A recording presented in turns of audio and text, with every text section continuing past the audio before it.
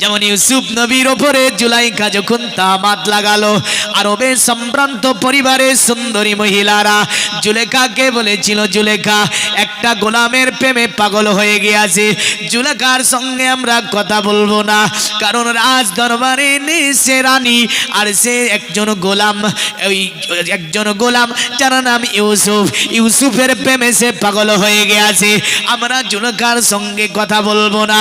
এই কথা মিশরীর জায়গা জায়গা শুনে বললেন, জুলেখা কি করেছিল? একটা বিরাট দাওয়াতের ব্যবস্থা করেছিল, হাতে দিয়েছিল একটা করে লেবু, একটা করে আপনার চুরি, আর স্টেজের ওপরে হাজির করেছিল আল্লাহর নবী ইউসুফ আলাইহিস সালামকে। জোরে বলেন সুবহানাল্লাহ। জুলেখা বলেছিলেন, আরবের সম্ভ্রান্ত পরিবারের সুন্দরী নারীরা শুনে রেখে দাও, ইউসুফ গোলাম নয়, ইউসুফের চেহারা যদি তোমরা দেখে নাও তোমরাও তার প্রেমে পাগল পারা হয়ে যাবে। ইউসুফ আলাইহিস সালামকে আপনার স্টেজে হাজির করে জুলাইখা বলেছিল, এ মিশরের পরিবারের মহিলারা, তোমরা নিজেদের আপেলকে কেটে তোমরা আপন আপন ভক্ষণ শুরু করে দাও। তারা আপেল কাটা বিনিময়ে নিজের আঙ্গুল কর্তন করে দিয়েছিল, জানতে পারেনি। সুবহানাল্লাহ। তারাই আমার নবীর দিওয়ানা, যারা বলে আমরা নবীর দিওয়ানা, নামাজ কবু ছাড়বো না, আমরা নবীর দিওয়ানা, কোরআন পড়া বন্ধ হবে না, আমরা নবীর দিওয়ানা, সুদের ধারে যাব না, আমরা নবীর দিওয়ানা, অন্যায় অত্যাচার করব না, আমরা নবীর দিওয়ানা, রমজানের রোজা ছাড়বো না, আমরা নবীর দিওয়ানা, হারাম কবু খাবো না। জিবরিল বলছে, ইয়া রাসূলুল্লাহ, আপনার মতো চেহারার মানব পৃথিবীর জমিনে আমি জিবরিল আলাইহিস সালাম আর দেখতে পাইনি। জিবরিল বলছে, ইয়া রাসূলুল্লাহ, আপনার মতো চেহারার মানব পৃথিবীতে আমি জিবরিল আলাইহিস সালাম দেখতে পাইনি। শুধু তাই নাই নবীজি, আপনার পায়ের মতো কোনো কাউকে পাইনি আমি, কারণ আমি জিবরিল আলাইহিস সালাম, আপনি তো দূরের কথা, আপনার পায়ের মতো কারো আমি দেখতে পাইনি। বোঝা গেল নবীকে আমার মতো বলার কোনো আয়াত নাই, কোনো হাদিস নাই। যারা বলে ঈমান চোর ওরা, কারণ ঈমান চুরি করার জন্য নবীকে আমার মতো তৈরি করতে চায়। খবরদার এটা থেকে রুজু করবেন, এতে থেকে দূরে থাকবেন। আসি আল্লাহর নবীর পৃথিবীর জমিনে প্রথমতম স্ত্রী, যার নাম ছিল খাদিজাতুল কুবরা রাদিয়াল্লাহু তাআলা আনহা। আজকের এই মাদ্রাসাটার নামকরণ করা হয়েছে খাদিজাতুল কুবরা লিল বানাত।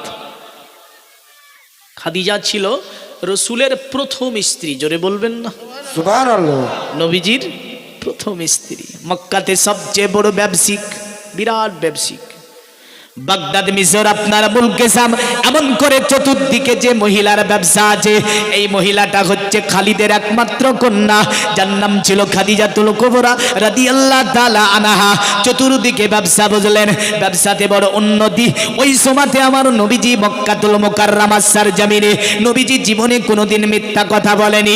এই কারণে নবীজিকে আপনার আরবের বেঈমান বেদিন থেকে নিয়ে সকলে আমার নবীজিকে ডাক দিত আল আমিন বলে, আল আমিন বলে ডাক দিত। ওই সময় নবীজি আমার যার তত্ত্বাবধানে ছিলেন, তিনার নাম ছিল আলী ইবনে আবি তালিব, মানে আবি তালিব, আলীর পিতা। আবি তালিবের তত্ত্বাবধানে নবীজি লালন পালন হন।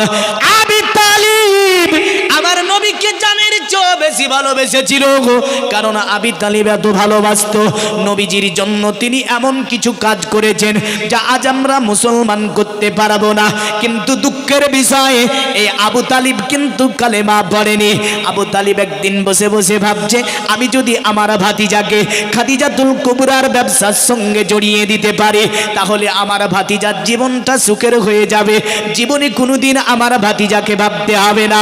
আমি অতএব আবু তালিব খাদিজার ব্যবসাতে যদি আমার রাসূলকে আমি লাগিয়ে দিতে পারি, জীবনটা সার্থক হবে। মুহাম্মাদের জীবনে কোনোদিন অতএব খাবারের অতএব কষ্ট হবে না। তাই আবু তালিব একদিন মুহাম্মদ সাল্লাল্লাহু আলাইহি ওয়াসাল্লামকে বললেন, এ ভাতিজা মুহাম্মদ, আরবের বড় ব্যবসায়িক ওই যে খালিদের কন্যা, যার নাম হচ্ছে খাদিজাতুল কুবরা রাদিয়াল্লাহু তাআলা আনহা, এ মুহাম্মদ, তোমাকে খাদিজার ব্যবসার সঙ্গে আমি জড়িত করিয়ে দেব। সুবহানাল্লাহ। আর এইদিকে খাদিজাও শুনেছে মক্কাতে একটা ভালো ছেলে, যিনি আবু তালিবের ভাতিজা, নাম হচ্ছে তার আল আমিন। জীবনে মিথ্যা বলেনি, সুবহানাল্লাহ। নবীজির জবানে জীবনে মিথ্যা বলেনি। আমাদের জবানে আছে না নাই? আমরা বলি আমরা নবীর দিওয়ানা, সত্য কথা বলবো না। আমরা নবীর দিওয়ানা, রোজা রাখতে পারবো না। আমরা নবীর দিওয়ানা, হারাম খাওয়া বন্ধ হবে না। আমরা নবীর দিওয়ানা, আমরা সুদ খাওয়া বন্ধ করব না। আমরা নবীর দিওয়ানা, অতএব অন্যায় অত্যাচার বন্ধ হবে না। তাহলে আমার নবী পাওয়া যাবে না? না যাবে? যাবে না। আর মায়েরা তো বলে আমরা খাদিজার দিওয়ানা, স্বামী খিদমত জানি না। ঠিক। আমরা খাদিজার দিওয়ানা, সিরিয়ালের কাজা হবে না। কাজা আছে, সিরিয়ালের কাজা নাই, বুঝলেন? সব কাজা, কিন্তু সিরিয়াল কাজা নাই। ঠিক। ইনশাল্লাহ বলেন তো, ঠিক না ভুল? ঠিক। তাহলে নবীজিকে আল আমিন বলতো। এই কারণে সনাতন ধর্মের একটা কিতাব আছে, বললেন কিতাবটির নাম হচ্ছে বেদ। বেদের একটা অংশ হচ্ছে জগবেদ। জগবেদে বলেছে শোনো, নবী যিনি হবে তিনি হবে কেমন? বিশ্বমানব হবে। অস্ম মাসু গমারুগে দেবদত্তং জগৎপাতিং ওসিনা সাধু দমান নমস্তে সবার যে গুণানিবিধান। নবী যিনি হবে তিনি যেন আপনার যেন বিশ্বমানব হবে। আর ওই নবীর মধ্যে সব ধরনের সদ্গুণের অধিকারী হবেন তিনি, কারণ মোহাম্মদ রাসূলুল্লাহ আমার সব সদ্গুণের অধিকারী। আরো বলল পণ্ডিতকে, মহান পণ্ডিত দয়া করে বলে দাও ওনার যে প্রশংসা করলে ওনার চেহারাটা কেমন হবে, দেখতে কেমন হবে? বলল শোনো, ওনার চেহারা আমরা বেদের মধ্যে বর্ণনা দিতে পারবো না। বলে কেন গো? ওনার চেহারা কেন বেদে বর্ণনা দিতে পারবে না? বলে এই কারণেই তার চেহারা ভাষা দিয়ে বোঝানো যাবে না। বলল কেন তার চেহারা কেন ভাষা দিয়ে বোঝানো যাবে না? বলে এতটা বলতে পারবো, চিররন্না সোনা কোনাং হয়ে না প্রতিমুদ্দাতিং, তার চেহারা যেন 14 তারিখের চাঁদের চেয়েও উজ্জ্বল হবে। জোরে বলেন সুবহানাল্লাহ। নবীজির চেহারা 14 তারিখের চাঁদের চেয়েও উজ্জ্বল ছিল। এ মুসলমান, তাহলে বোঝা যায় যে আমার নবী পাকের প্রশংসা করতে গিয়ে বেদেও প্রশংসা করা হয়েছে, মহাভারতে প্রশংসা আছে, গীতাতে প্রশংসা আছে, রামায়ণে প্রশংসা আছে, সাহেবে প্রশংসা আছে। এমন করে আমাদের কিতাব যেখানে আল্লাহর জিকির কোরআনে পারসে মুহাম্মদ রাসূলুল্লাহ জিকির, এমন করে আদম নবী আল্লাহর জিকির করেছিল, পাশাপাশি মুহাম্মাদের জিকির করেছিল। শীষ নবী আল্লাহর জিকির করেছিল, পাশাপাশি মুহাম্মাদের জিকির করেছিল। ইদ্রিস নবী আল্লাহর জিকির করেছিল, পাশাপাশি মুহাম্মাদের জিকির করেছিল। হযরতে মুসা আলাইহিস সালাম আল্লাহর জিকির করত, পাশে আমার নবী পাকের জিকির করত। হযরতে নূহ নবী আলাইহিস সালাম আল্লাহর জিকির করত, পারসে আমার নবীজির জিকির করত। হযরতে ঈসা পর্যন্ত যত নবী এসেছে সকলে আল্লাহর জিকিরের সাথে যে জিকিরটা করেছে তিনি হচ্ছে মুহাম্মদ রাসূলুল্লাহ সাল্লাল্লাহু আলাইহি ওয়াসাল্লাম। তাই খাদিজাতুল কুবরা রাদিয়াল্লাহু তাআলা আনহারও কানে এসেছে মক্কাতুল মুকাররমাতে একজন ছেলে আছে যার নাম হচ্ছে আল আমিন, যিনি হচ্ছে আবু তালিবের ভাতিজা। তাকে যদি বড় নাকি হিসাব জানেন তিনি, বিরাট জ্ঞানী তিনি। তাকে যদি আমার ব্যবসায় লাগাতে পারি হিসাব নিয়ে গন্ডগোল হবে না। জীবনে কোনোদিন আমার ব্যবসা অতএব আমার ব্যবসাতে টাকা মার হবে না, আমার ব্যবসা মাল এদিক ওদিক হবে না, আমি যদি আল আমিনকে ব্যবসায় লাগিয়ে দিতে পারি।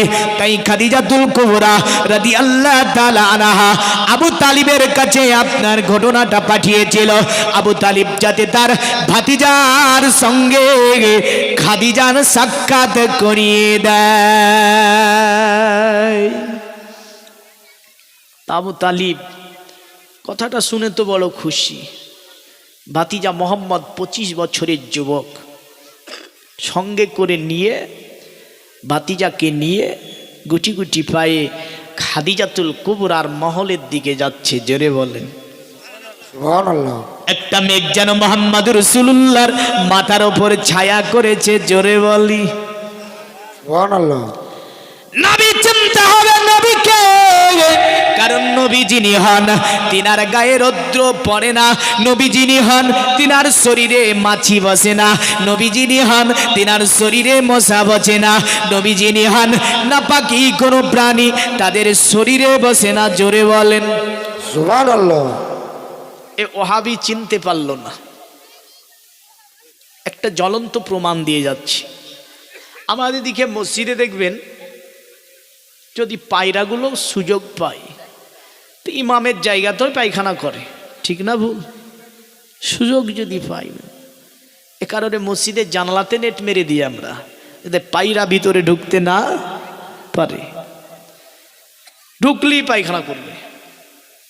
কিন্তু মদিনাতুল মানোয়ারা জান্নাতুল বাকিয়াতে হাজার হাজার কবুতর, সুবহানাল্লাহ সুবহানাল্লাহ, হাজার হাজার কবুতর। হাজিগণ গিয়ে সেখানে খাবার দিচ্ছে, সেই খাবার খাচ্ছে, আপন দিকে উড়ে চলে যাচ্ছে, পায়খানা করা জানে না। সুবহানাল্লাহ বলবেন না? সুবহানাল্লাহ। পায়খানা করবে না, কারণ জানে এখানে রসুলের বিশিষ্ট 10,000 সাহাবী আছে জান্নাতুল বাকিয়াতে, উম্মাহাতুল মুমিনিন আছে, এইখানে রসুলের দুধ মা হালিমাতুস সাদিয়া আছে, জান্নাতের রানী ফাতেমাতুজ জোহরা আছে, আরো কে বলে জান্নাতি সরদার ইমামে হাসান রয়েছে, আরো আছে কে জান্নাতি সরদার ইমামে হুসাইনের সার মোবারক রয়েছে যে কবরস্থানের মধ্যে, আরো আছে কে 3 বার জান্নাতের সার্টিফিকেট প্রাপ্ত সাহাবী জান্নাতুল বাকিয়ার এক কিনারায় আরাম করছে, উসমানে গনি রাদিয়াল্লাহু তাআলা আনহু। আর তার পরই রয়েছে আমার রসুল করিম সাল্লাল্লাহু তাআলা আলাইহি ওয়াসাল্লাম, তার পাশে আছে আবু বকর, তার পাশে আছে হযরত ওমর ফারুক আজম। জোরে বলেন সুবহানাল্লাহ। নারে তাকবীর, নারে ইসলাম, নারে হায়দারে ইসলাম। জানে না, এই কবুতর জানে যে এখানে পায়খানা করা যাবে না। তে ওহাবি এখান থেকেও তো জ্ঞান নেওয়া দরকার যে রসুলের মাজারে আজ পর্যন্ত কোনো পাখি পায়খানা করার সাহস পাই না, তাহলে আল্লাহকে কত পবিত্র করে দুনিয়াতে পাঠিয়েছিল। তো যাই হোক, আল্লাহর রসুলকে নিয়ে মা খাদিজাতুল কুবরা, মা খাদিজার মহলে হযরতে আলী আবি তালিব তিনি যাচ্ছেন। মা খাদিজাতুল কুবরা রাদিয়াল্লাহু তাআলা আনহা মহলের ওপর থেকে যেন দেখতে পেলেন একটা যুবক আসছে এইদিকে, সঙ্গে আর একজন ব্যক্তি, মাথার ওপরে যেন একটা যেন মেঘাচ্ছন্নার পরিষ্কার আকাশ আর এক টুকরো মেঘ যেন তিনাকে ছায়া করে নিয়ে যায়। মা খাদিজা বুদ্ধিমতী চালাক চতুর মহিলা ছিল। এ মুসলমান পৃথিবীর জমিনে মা খাদিজাতুল কুবরা রাদিয়াল্লাহু তাআলা আনহা তিনি ভাবে তাজ্জুব করা ব্যাপার, আকাশে তো কোনো মেঘ নাই, কিন্তু দেখি একটা মেঘের ছটা, একটা মেঘের যেন দলা ওই ব্যক্তিকে ছায়া করে নিয়ে আসছে। ব্যাপারটা দেখা যাক। ব্যাপারটা দেখা গেল আপনার ওই জায়গাতে যখন আবু তালিব চলে গেল, আবু তালিবের সঙ্গে কথা হলো কার? আপনার খাদিজাতুল কুবরা রাদিয়াল্লাহু তাআলা আনহার মা খাদিজা বলল আবু তালিবকে, ঠিক আছে তোমার ভাতিজা আল আমিনকে আমার ব্যবসাতে আমি লাগিয়ে দেব, আল আমিনকে আমি ব্যবসাতে পাঠিয়ে দেব। সমস্ত কিছু ঠিক হয়ে গিয়েছিল, তবে তার পূর্বের আর একটা ঘটনা ছিল। মা খাদিজাতুল কুবরা রাদিয়াল্লাহু তাআলা আনহা একটা রাত্রিতে তিনি বিছানায় আরাম করছিলেন, হঠাৎ করে মা খাদিজাতুল কুবরা রাদিয়াল্লাহু তাআলা আনহা তিনি যেন একটা স্বপ্ন দেখলেন। স্বপ্নের মাধ্যমে যেন দেখছেন আসমানের সূরজ যেন মা খাদিজার ঘরে নেমে এসেছে, আর মা খাদিজার ঘরটাকে যেন আলোকিত করে দিয়েছে, আর ওই আলো যেন আপনার মক্কা মদিনার চতুর্দিকে যেন ছড়িয়ে পড়ে। মা খাদিজা রাত্রিতে তিনার ঘুম আসে না, বুঝলেন? মা খাদিজাতুল কুবরা সকাল হলো, বিখ্যাত আপনার জ্যোতিষী, বিখ্যাত জাদুকার, যার নাম ছিল ওয়ারকা বিন নাফিল, যিনি খাদিজাতুল কুবরার চাচাতো ভাই, ওয়ারকা বিন নাফিলের কাছে সকাল বেলায় গেল। যাবার পরে বলে, ওয়ারকা এই ওয়ারকাজকে রাত্রিতে একটা স্বপ্ন দেখেছি, এই স্বপ্নের ব্যাখ্যাটা বলতে হবে। ওয়ারকা বিন নাফিল বলেছিল, এ খাদিজা বলো এমন কি স্বপ্ন দেখেছো তুমি? ওয়ারকা বিন নাফিলকে খাদিজা বলেছিল, এ ওয়ারকা আমি রাত্রিতে ঘুমিয়েছিলাম, হঠাৎ করে যেন দেখি আসমানের সুরাজ আমি খাদিজা আমার ঘরে যেন নেমে এসেছে, আর আমার ঘরটাকে যেন পুরো আলোকিত করেছে, আর যে আলো যেন মক্কা মদিনার বাড়িতে বাড়িতে পৌঁছে যাচ্ছে। এ ওয়ারকা এর তাবির কি হবে? ওয়ারকা বিন নাফিল ওই জামানার তওরাত জবুর ইনজিল এমন করে বিশিষ্ট পণ্ডিত বারকি ওয়ারকা বিন নাফিল তিনি আপনার গণনা করলো, গণনা করার পরে বলেছিল, এ খাদিজা আমি একটা কথা বলি। খাদিজাতুল কুবরা বলে, কি কথা? বলে, শোনো, তোমার এমন একজন ব্যক্তির সঙ্গে বিবাহ হবে, তাবির যা আমি পাচ্ছি যে তোমার আখেরি নবীর সঙ্গে সম্পর্ক হবে। মা খাদিজাতুল কুবরা রাদিয়াল্লাহু তাআলা আনহার কাকে বলো? আর কা তাবির তো ভুল হয়ে গেল। বলে, কেমন করে ভুল হলো? বলে, শোন, আমি খাদিজা অঙ্গীকার করেছি জীবনে বিবাহ করব না। এবার কার তুই বলছিস আখিরি নবীর সঙ্গে আমার সম্পর্ক হবে? আমি খাদিজা জীবনে তো বিবাহ করব না। ওয়ারকা ভালো করে দেখ, ওয়ারকা বিন নাফিল আপনার আবার তিনি দেখার পরে বলল, শোনো খাদিজা, অতএব আল্লাহ পাকের আখিরি নবী মুহাম্মাদের সঙ্গে তোমার সম্পর্ক হবে, এটাই তাবির থেকে বোঝা যায়। ওয়ারকা বিন নাফিলকে বলে, খাদিজাতুল কুবরা, এ ওয়ারকা, আমি খাদিজা যে জীবনে বিবাহ করব না। তবে ওয়ারকাকে জিজ্ঞাসা করে, ওয়ারকা বল আখিরি নবী কেমন হবে? আখিরি নবী দেখতে কেমন হবে? আর তার কথা কি তাওরাতে আছে, জবুরে আছে, ইনজিলে আছে? এ পৃথিবীর মুমিন মুসলমান, ওয়ারকা বিন নাফিল খাদিজাতুল কুবরাকে বলেছিল, শোনো, আমি ইনজিল থেকে একটা কথা তোমাকে বলবো। বলে, কি কথা বলবে? বলে, আল্লাহর রাসূল যিনি হবে, রাসূলকে নিয়ে সিরিয়া দেশে একটা গাছ আছে, যে গাছটা জন্মের পর থেকে কোনোদিন পাতা বেরায়নি। ইনজিলে যার বর্ণনা আল্লাহ দিয়েছে, ওই গাছে সেই দিন পাতা বেরাবে যেই দিন আখিরি নবী মুহাম্মদ ওই গাছটার নিচে চলে যাবে। শোনো, আখিরি নবী দেখতে হবে 14 তারিখে চাঁদের চেয়েও উত্তম। সুবহানাল্লাহ। নবীর চেহারা হবে কেমন? 14 তারিখের চাঁদের চেয়ে উত্তম। এ কথা তাওরাতেও ছিল, জবুরেও ছিল, ইনজিলেও ছিল, বেদেও ছিল, বাইবেলও ছিল। সব কিতাবে আল্লাহ পাক মুহাম্মদ সাল্লাল্লাহু ভবিষ্যৎবাণী প্রতিটা কিতাবে আমার আল্লাহ দিয়ে দিয়েছিল। জোরে বলেন সুবহানাল্লাহ। সুবহানাল্লাহ। তো তিনি তো জেনে ফেললেন, সেই দিন তিনার একটা জিনিস মনে পড়ল, তাহলে এটাই কি আখিরি নবী হবে? এটাই কি শেষ নবী হবে? পৃথিবীর মুমিন মুসলমান মা খাদিজাতুল কুবরা রাদিয়াল্লাহু তাআলা আনহা বলল, ঠিক আছে এ আবু তালিব, তোমার ভাতিজা মুহাম্মদকে আমার ব্যবসাতে তাহলে লাগিয়ে দাও। এ দুনিয়ার মুমিন মুসলমান খাদিজাতুল কুবরার প্রথম ব্যবসা পাঠিয়েছিল আল্লাহর রাসূলকে নিয়ে সিরিয়া দেশে। এই সিরিয়া দেশে যখন ব্যবসাতে পাঠিয়ে দেওয়া হয়, আল্লাহর হাবিব মুহাম্মদ রাসূলুল্লাহকে দেখার জন্য একটা গোলামকে নিয়োগ করে দিয়েছিল, যে গোলামটার নাম ছিল ওয়ারকা, যে গোলামটার নাম ছিল মাইসার।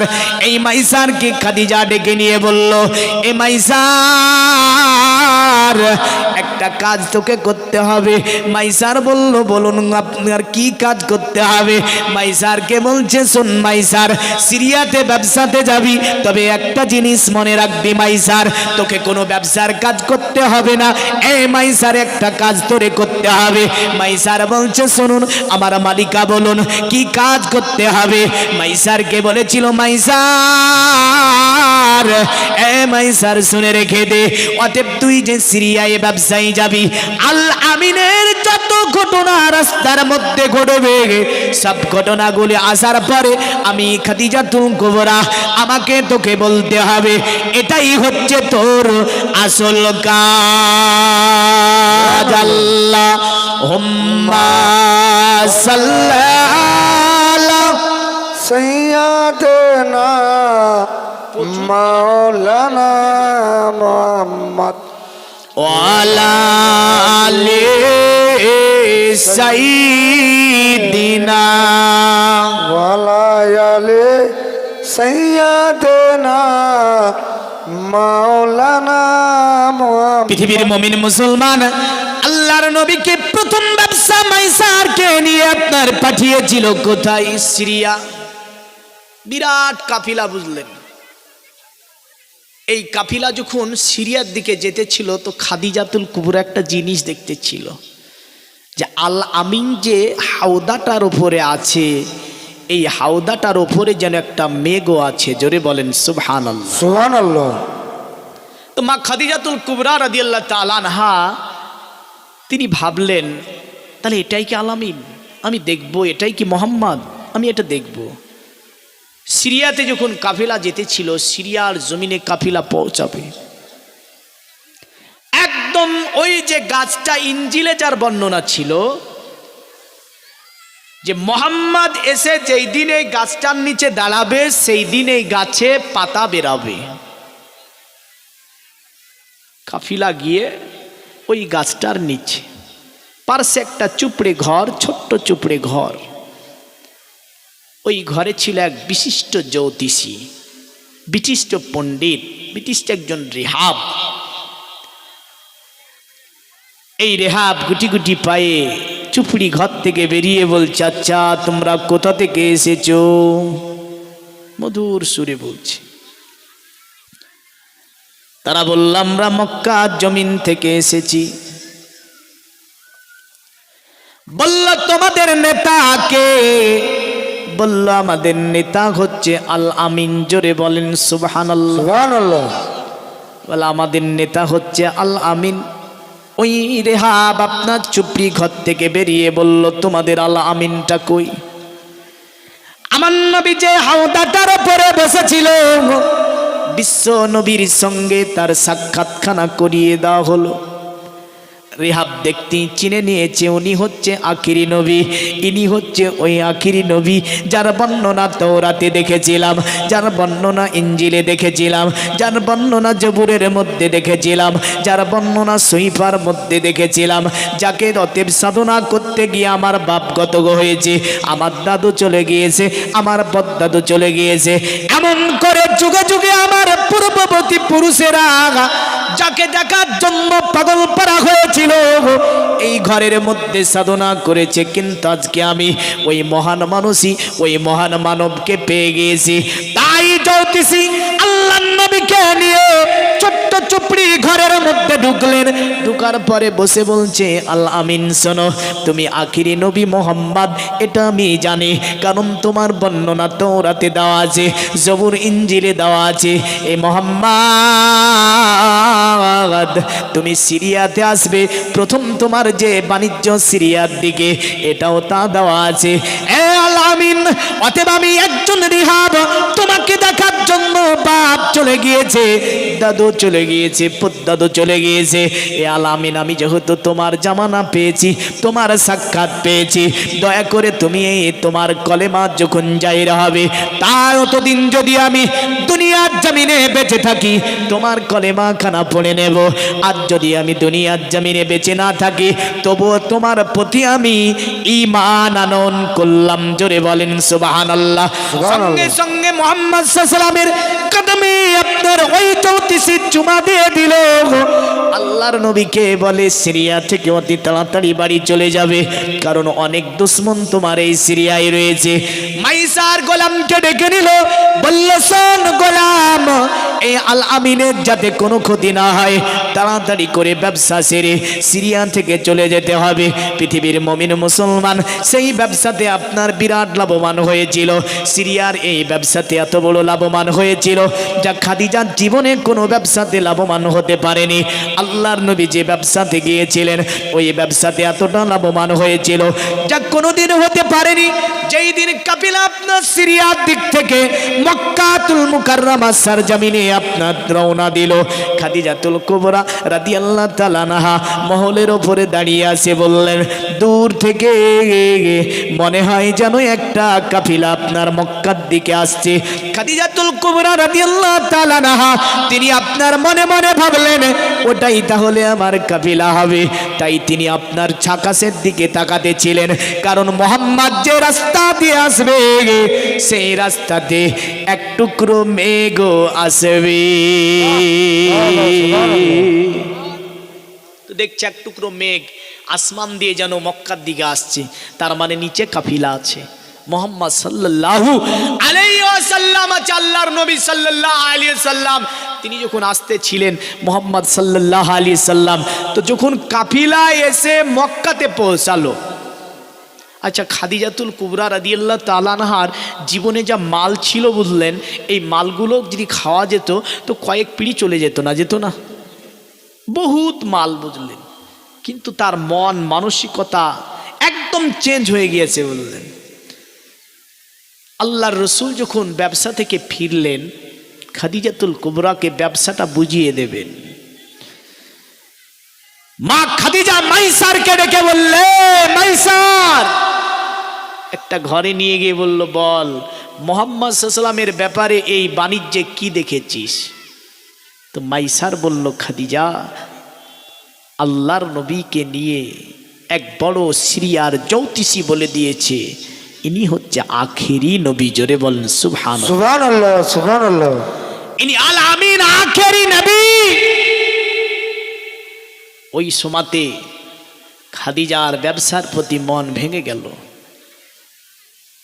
আল্লাহর রাসূল সাল্লাল্লাহু আলাইহি ওয়াসাল্লাম মা খাদিজাতুল কুবরার কাছে এসে আমার নবী সমস্ত ব্যবসা বাণিজ্য যখন বুঝিয়ে দিল, খাদিজাতুল কুবরা রাদিয়াল্লাহু তাআলা আনহা দেখে এত লাভবান কোনো ব্যবসায়ী আমি হতে পারি নাই।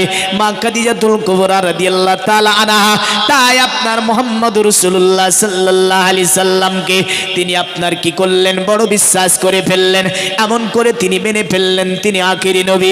তিনার অঙ্গীকারকে চেঞ্জ করে ফেললেন, তিনার ওয়াদা করে ভুলে যাচ্ছেন, তিনি ব্যবসা বাণিজ্য যেন সমস্ত আল্লাহর রসুলের হাতে তুলে দিচ্ছেন। পৃথিবীর মুমিন মুসলমান আল্লাহর নবী মুহাম্মদকে একদিন মা খাদিজাতুল কুবরা নিজে আপনার কি বলছেন, এ মুহাম্মদ আমি দুনিয়ার জমিনে যদিও বিবাহ করব না বলে অঙ্গীকার করেছিলাম মুহাম্মদ, তবে আমি তোমার মধ্যে যা দেখেছি, আমি খাদিজাতুল কুবরা রাদিয়াল্লাহু তাআলা আনহা আমি যদি তোমার বিবাহের পয়গাম দিই তোমার কি কেতে কোনো আপত্তি আছে? নবীজি বলেছিলেন অতএব খাদিজাকে এই ব্যাপারে আমি কোনো কথা বলতে পারবো না, কারণ আমার চাচা রয়েছে যার নাম হচ্ছে আবু তালিব। 8 বছর থেকে যিনি আল্লাহর রাসূলকে লালন পালন করেছেন, 8 বছর থেকে যিনি দেখাশোনা করেছেন, তাই নবীজি বললেন খাদিজাকে, এ খাদিজা এই ব্যাপারে আমি কোনো কথা বলতে পারবো না, কারণ আমার চাচা আবি তালিবের সঙ্গে কথা বলতে হবে। সুবহানাল্লাহ। কিন্তু আমাদের বর্তমান অবস্থা হচ্ছে অন্যরকম বললেন, কারণ বাবাতে একটা ঠিক করেছে, ছেলেতে একটা ঠিক, না ভুল? বাপ মনে মনে ভাবছে ছেলেটার বিয়ে দেব, তো ছেলেতে মনে মনে ঠিক করে নিয়ে বসে আছে বললেন, আর বাপ একটা ঠিক করেছে। বর্তমান অবস্থা একদম বললেন উল্টো পাল্টা, যুগটা আপনার উল্টো পাল্টা চলছে, কারণ বাপ মাকে আপনার ছেলে সম্মান দেয় না, এমন করে বাপকে সম্মান করতে জানে না। তবে হাদিসে পাকের মধ্যে আছে বললেন, বুখারী শরীফের ডাইরেক্ট হাদিস আছে এই মর্মে, রাসূল আমার বসে আছেন, সাহাবারা বসে আছে, আল্লাহর নবী সাহাবাদেরকে বলছেন, এ আমার সাহাবারা তোমরা কি আল্লাহকে খুশি করতে চাও? সাহাবারা বলছে, ইয়া রাসূলুল্লাহ, ইয়া হাবিবাল্লাহ, আল্লাহকে কে না খুশি করতে চায়? আমার নবী বলে, এ আমার সাহাবারা শোনো, আল্লাহকে যদি তোমরা খুশি করতে চাও তাহলে তোমরা বাড়ি চলে যাবার পরে তোমরা কাকে খুশি করে দাও? নিজের বাবাকে খুশি করে দাও, আমার আল্লাহ তোমাদের উপরে খুশি হবে। জোরে বলে সুবহানাল্লাহ। তাহলে বাবা মারে খুশি করা লাগবে না, লাগবে না? লাগবে। বাবা মাকে যে ব্যক্তি খুশি করলো, ওর ব্যক্তির উপরে কে খুশি হলো? আল্লাহ, আল্লাহ খুশি হলো। আর বাবা মাকে যে ব্যক্তি নারাজ করলো,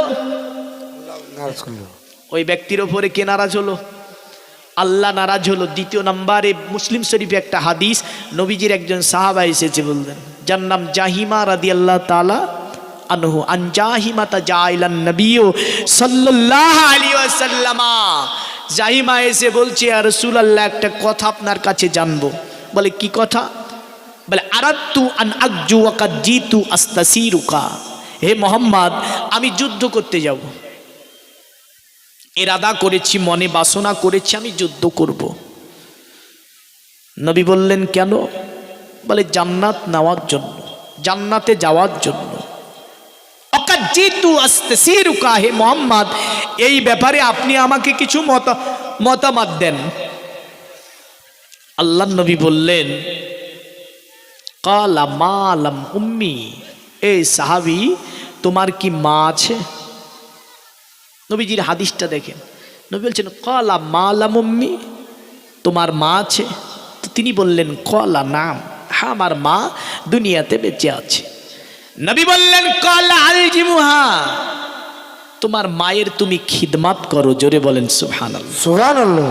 তোমার মায়ের খিদমাত তোমার উপরে অপরিহার্য করো। ফাইন্নাল জান্নাতা ইনদা রিজলিহা, কারণ তোমার জান্নাত আছে মায়ের কদমের নিকটে, জোরে বলবেন না সুবহানাল্লাহ। কার নিকটে আছে? মায়ের কদমের নিকটে তোমার জান্নাত আছে। তাহলে দুনিয়াতে বর্তমান সময়ে যদি কোনো ছেলে মনে করে জান্নাত নেব বা জান্নাত যাব, কার খিদমাত করতে হবে?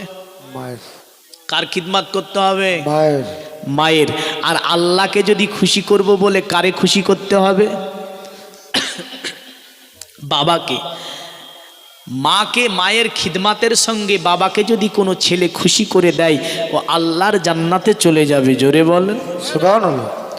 এখন বর্তমান আমরা অবস্থার যদি দেখতে যাই, একাধিক পরিবারে ছেলে মাকে ভাত দেয় না, বাবাকে ভাত দেয় না।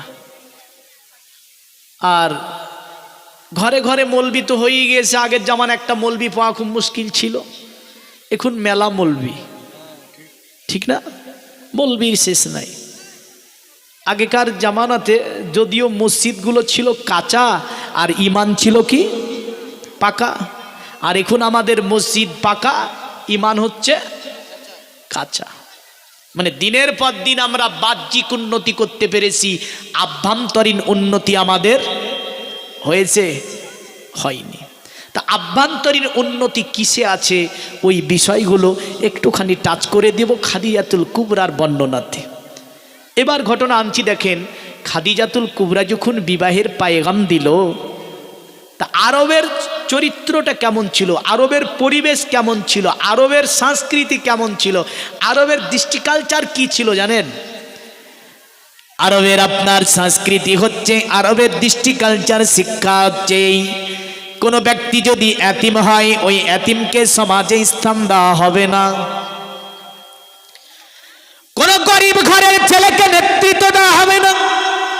এমন করে আরবি সংস্কৃতি হচ্ছে, কোনো এতিমকে আপনার নেতৃত্ব প্রদান করা হবে না, এতিমের সঙ্গে কোনো আপনার মালদারের সম্পর্ক করা যাবে না, এতিমকে কেউ সমাজে স্থান করিয়ে দিতে পারবে না, গরিব দুঃখীকে আপনার অত্যাচারিত নির্যাতিত পদদলিত ভাবে আরবের আপনার সমাজ এটাই ছিল, তাদেরকে জীবন যাপন করতে হতো। এতিমকে অসহায় ভাবে আরবে আপনার কি করতে হতো, তাদেরকে জীবন যাপন করতে হতো। আল্লাহর নবী ছিলেন এতিম, কারণ আমার নবীজিকে রেখে আব্দুল্লাহ আপনার ইন্তেকাল করে যান মায়ের গর্ভে রেখে। মা আমেনা তিনি আপনার রাসূলুল্লাহ 6 মাসের বালক মা আমেনা তুসা দিয়ে চলে যায়, 8 বছর বয়সে দাদুকে হারিয়ে ফেলে। নবীজি আমার এতিম দুনিয়ার যাবি রে, তাই আল্লাহর নবী মুহাম্মদুর রাসূলুল্লাহ আরবের মানুষেরা এতিম বলতো। মুহাম্মদ সাল্লাল্লাহু আলাইহি ওয়াসাল্লামের উপরে নেতৃত্ব ছাড়তে পারেনি তারা, মুহাম্মদকে নেতা হতে দেবে না, মুহাম্মদকে সমাজের কোনো স্থান দেবে না।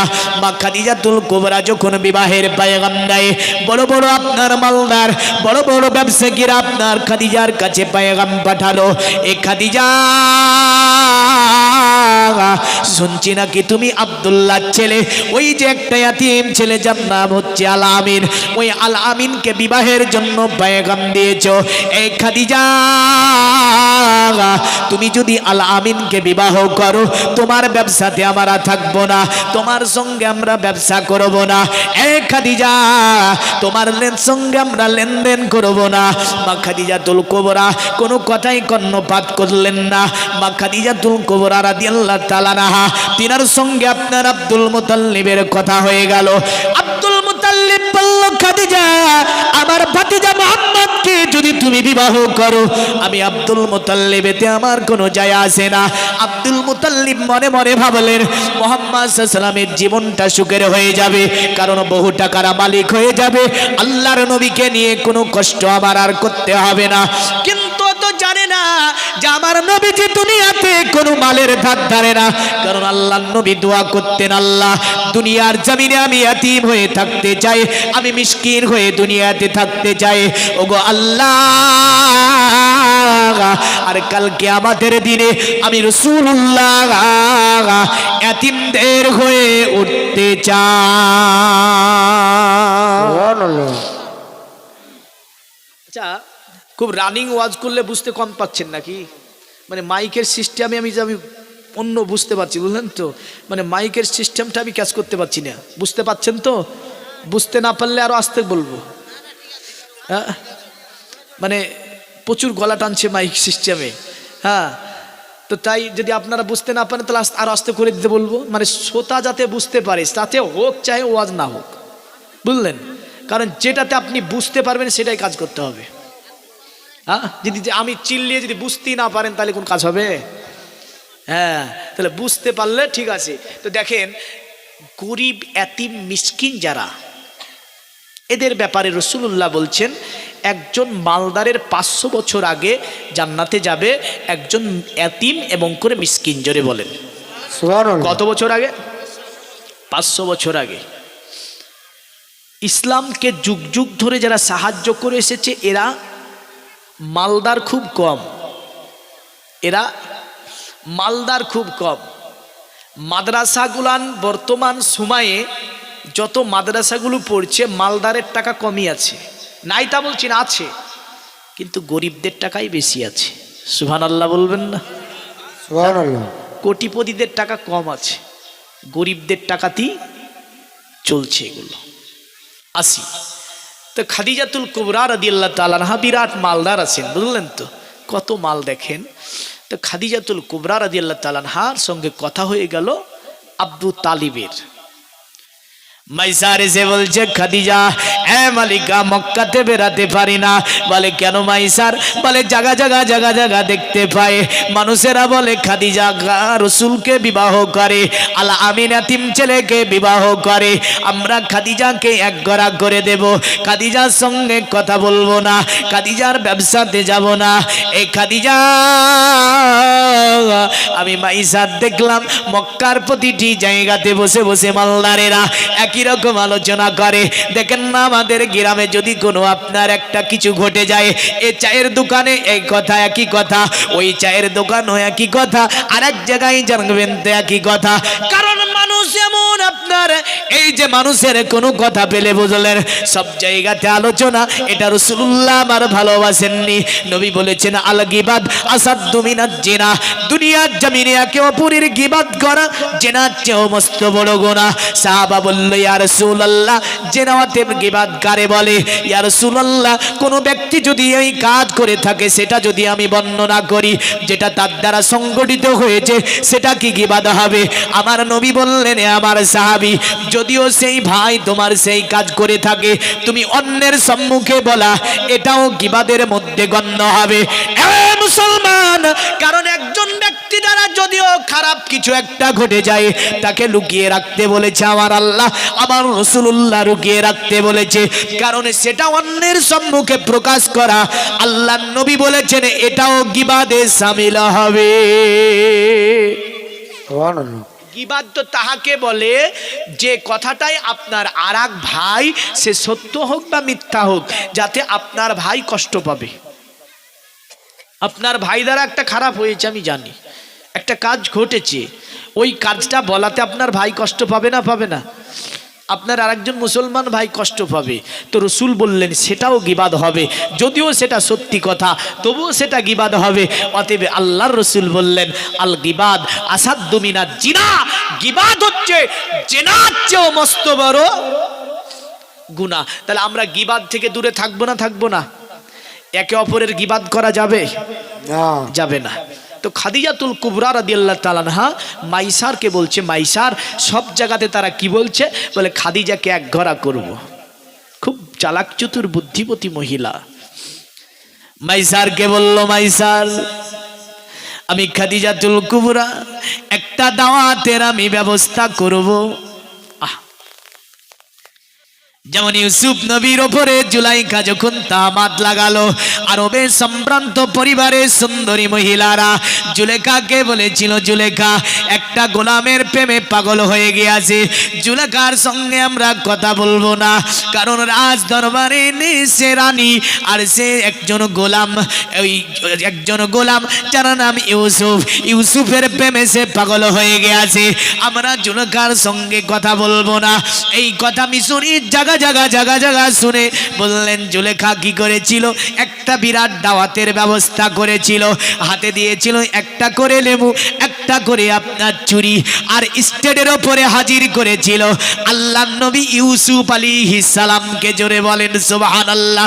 জুলেখা বলেছিল, আরবের সম্ভ্রান্ত পরিবারের সুন্দরী নারীরা শুনে রেখে দাও, ইউসুফ গোলাম নয়, ইউসুফের চেহারা যদি তোমরা দেখে নাও তোমরাও তার প্রেমে পাগল পারা হয়ে যাবে। ইউসুফ আলাইহিস সালামকে আপনার স্টেজে হাজির করে জুলাইখা বলেছিল, এ মিশরের পরিবারের মহিলারা, তোমরা নিজেদের আপেলকে কেটে তোমরা আপন আপন ভক্ষণ শুরু করে দাও। তারা আপেল কাটা বিনিময়ে নিজের আঙ্গুল কর্তন করে দিয়েছিল, জানতে পারেনি। সুবহানাল্লাহ। তো মা খাদিজাতুল কুবরার মনে পড়েছে, এমন কথা তো ইউসুফ আলাইহিস সালামের উপরে লাগিয়েছিল। বিরাট স্টেজ তৈরি করলো উম্মাতুল মুমিনিন মা খাদিজাতুল কুবরা। মাইসারকে বলল, মাইসার আরবে যত রকমের মালদার আছে সকল মালদারের বাড়িতে দাওয়াত দাও। মাইসার বলল খাদিজাকে, খাদিজা কিসের দাওয়াত? বলে তাদেরকে বলো আমি খাদিজা তাদেরকে খাবার খাওয়াবো, উত্তম মানের উপঢৌকন তাদের হাতে আমি খাদিজা তুলে দেব। মাইসার আপনার চলে গেল মক্কাতে, মক্কার বড় বড় নেতৃত্ব ব্যক্তি যারা দেয় তাদের বাড়িতে গিয়ে বলল, আমাদের মালিকা খাদিজা আগামীকাল আপনাকে দাওয়াত করেছে, অবশ্যই দাওয়াতে অংশগ্রহণ করবেন। আমার মালিকা খাদিজা আপনাদেরকে দাওয়াতে কিছু উপঢৌকন দেবে। মালিকদেরকে দাওয়াত করে মাইসার আপনার ফিরে আসলো কোথায়? খাদিজাতুল কুবরার কাছে। খাদিজা বলে, এ মাইসার সব দাওয়াত হয়ে গিয়েছে? বলে হ্যাঁ। এ দুনিয়ার মুমিন মুসলমান উম্মাতুল মুমিনিন মা খাদিজাতুল কুবরা রাদিয়াল্লাহু তাআলা আনহা সুন্দর করে একটা স্টেজ তৈরি করেছেন। বললেন, ওই স্টেজে আপনার আমার নবী নূর নবী মুহাম্মদুর রাসূলুল্লাহর জন্য সুন্দর একটা সিংহাসন তৈরি হয়েছে। আমার নবীজিকে ওই সিংহাসনের ওপর বসিয়ে দিয়েছে। এইদিকে মালদারেরা আসে স্টেজের মধ্যে প্রবেশ করে। এ মুসলমান তারা যখন আসলো, উত্তম মানের ভিআইপি তাদের জন্য ব্যবস্থা ছিল, তাদেরকে খাওয়া দাওয়া করানো হলো। খাওয়া দাওয়ার পরে খাদিজাতুল কুবরা ওই স্টেজের ওপরে গিয়ে বলল, এ মক্কার মালদার নেতারা শুনে রেখে দাও, আমার যত মাল আছে, আমার যত ব্যবসা আছে, আমার যত সোনা জোড়া মুক্তা হীরা আছে, আমি সব সোনা জোড়া মুক্তা হীরা সমস্ত আমার ব্যবসাকে আমি খাদিজা রাসূলুল্লাহর কদম তলে আজকে আমি নষ্ট করে দিলাম। সুবহানাল্লাহ। আচ্ছা বলেন তো খাদিজা এই মালগুলো রাসূলুল্লাহকে কেন দিয়েছিল? কেন গো? জান্নাতের আশায়। জোরে বলেন, কিসের আশায়? জান্নাতের আশায়। যত সোনা জোড়া রাসূলুল্লাহর কদম তলে রেখে দিয়েছে, যত হীরা মুক্তা নবীজির কদম তলে রেখে দিয়েছে। বড় ব্যবসা আমার নবীজির যেন আপনার হাওলাই করিয়ে দিয়েছে। এই মুসলমান খাদিজাতুল কুবরা রাদিয়াল্লাহু তাআলা আনহা মালদারদেরকে বলছে, মক্কার মালদারিরা তোমরা কি বলতে পারবে আজকে আব্দুল্লাহর ছেলে মুহাম্মাদের চেয়ে বড় মালদার তোমরা কে আছো? আপনার খাদিজার দিকে সকলে তাকায়, কোনো কথা বলতে পারে না। আল্লাহর নবীর সামনে দাঁড়িয়ে খাদিজা বলেছিল, এ মক্কার মালদারেরা, আজকে আব্দুল্লাহর ছেলে মুহাম্মাদের চেয়ে বড় মালদার আরবে আর কেউ নাই।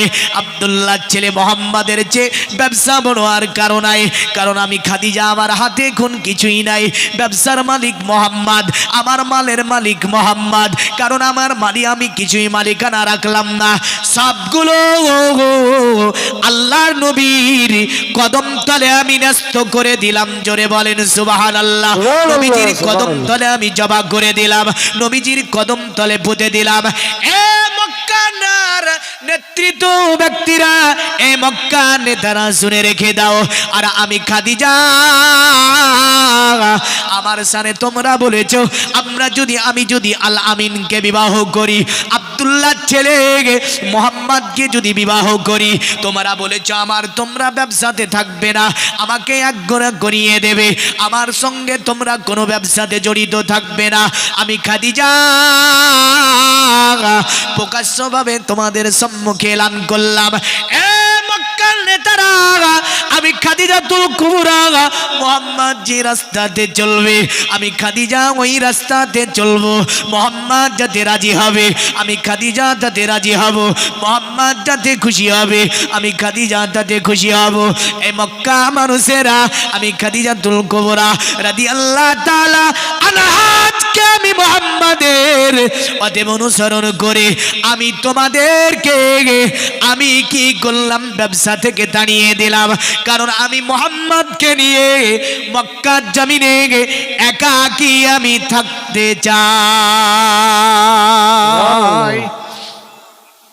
আজকে যদি দেখা যায়, আজকে খাদিজাতুল কুবরা এত মাল মুহাম্মাদের জন্য ন্যস্ত করলো, এত মাল মুহাম্মাদের জন্য কুরবান করলো, দিনে ইসলামের জন্য কুরবান করলো।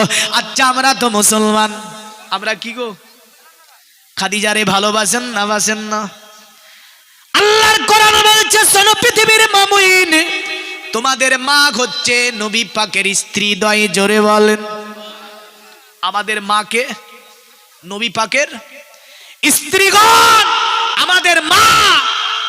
তাহলে এই মায়ের নামে এই মাদ্রাসা, কার নামে? মায়ের নামে। মায়ের নামে। তো মা খাদিজা যদি এত সোনা জোহরা মুক্তা হীরা নিজের পুরো ব্যবসাকে আমার রাসূলুল্লাহর কদম তলে দিয়ে দিতে পারে, আমরা মুসলমান পারবো না? পারবো না। খাদিজাতুল কুবরা রাদিয়াল্লাহু তাআলা আনহা বলেছিল, মুহাম্মদ সাল্লাল্লাহু আলাইহি ওয়াসাল্লাম আপনার কদম তলে এগুলো রেখে দিলাম। তো নবীজি সাল্লাল্লাহু আলাইহি ওয়াসাল্লাম বলছে খাদিজাকে, খাদিজা, এ খাদিজা, এত মাল তুমি আমার কদমে কেন রাখলে? খাদিজা বলছে, মুহাম্মদ তোমাকে তারা ইয়াতিম বলেছে, গরিব বলেছে, মিসকিন বলেছে, আমি খাদিজা বড় কষ্ট পেয়েছি। নবী বলে, খাদিজা এত মাল আমার কদম তলে তুমি যে রেখে দিলে, খাদিজা আমি যে কোনো মাল চাই না। জোরে বলেন সুবহানাল্লাহ। নবীকে খাদিজা বলছে, মুহাম্মদ তুমি কোনো মাল চাও না? বলে না। মা খাদিজা ভেবেছিলেন মুহাম্মাদের কদম তলে দিলে হয়তো মালগুলো থেকে যাবে, সারা জীবন খাওয়া হবে। কিন্তু নবী বলেন, খাদিজা এই মালগুলো যদি আমি ইসলামের রাস্তায় বিলিয়ে দিই, তোমার কি কোনো এতে দ্বিধাবোধ আছে? খাদিজাতুল কুবরা নবীর দিকে তাকিয়ে দুই চোখ দিয়ে পানি ঝরিয়ে বলল, মুহাম্মদ তোমার কদম তলে আমি ন্যস্ত করে দিয়েছি, তোমার হাওলাই করে দিয়েছি। এ মুহাম্মদ এখন যদি তুমি রাখতেও পারো, সেগুলো ব্যয়ও করতে পারো। জোরে বলেন সুবহানাল্লাহ। নবী বলে, খাদিজা দুনিয়াতে আমি মালের জন্য আসি নাই, দুনিয়াতে আমার আল্লাহ আমাকে আরাম বিলাসিতা করার জন্য পাঠাই না। এ খাদিজা, আমি যদি মাল নিতাম আল্লাহ আমাকে অনেক মাল দিত। আমি যদি অতএব আরাম বিলাসিতার জীবন চাইতাম আমাকে আমার আল্লাহ দিত। তো মোহাম্মদের কদম তলে খাদিজা সব মাল যদি ব্যয় করতে পারে, আপনার আমার জীবনের সব মাল আমি ব্যয় করতে বলি না মুসলমান। কারণ এটা নবীজির ঘর মাদ্রাসা, যে মাদ্রাসাতে দান করলে মাদ্রাসা আপনার সেটা ফুরাই না। কারণ নবীজি বলেছেন দ্বীনি শিক্ষা যেখানে চলবে, দ্বীনি ইলম শিক্ষা যেখানে চলবে, ওই জায়গাটাতে যদি কোনো ব্যক্তি দান করতে পারে ওটা কিয়ামত পর্যন্ত ধরা থাকবে। জোরে বলেন সুবহানাল্লাহ। সুবহানাল্লাহ। এ পৃথিবীর মুমিন মুসলমান, শুধু তাই নয়, বিশ্বনবী আবার যখন ইসলামের জন্য চাই